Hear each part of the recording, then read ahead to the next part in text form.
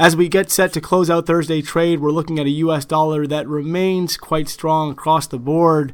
On the week, the dollar is up, with the exception of against the Swiss Franc, which has outpaced the buck just a little bit, but clearly demand for safe haven currencies is there at the moment, with the yen next in line and down about 0.5% on the week since the open. This also would make sense considering the fact that the yen is more of a funding currency than a safe haven currency.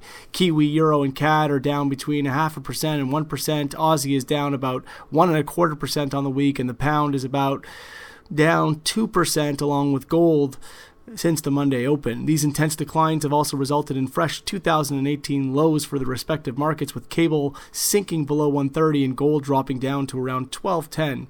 Weakness in the pound has been easy enough to reconcile with the currency under fire from all directions, hit on Brexit risk, discouraging local data as reflected through yesterday's subdued inflation readings and today's horrid retail sales, and a broad-based resurgence in demand for the buck. Certainly trade wars and the impact on financial markets is playing its part here as participants fixate on the rapidly declining yuan.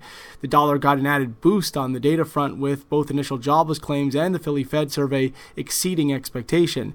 The U.S. administration has its hands full if it intends to combat this dollar strength, with the buck in this rare position of offering itself up as both an attractive yield play and safe haven asset.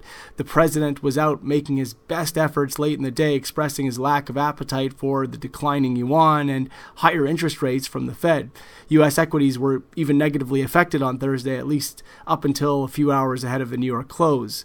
Looking ahead, Friday's calendar features German producer prices, the Eurozone current account, UK public sector net borrowing, and Canada retail sales and CPI, but developments on the global trade front and on the Brexit front will likely command most of the attention given all that we're seeing out there right now.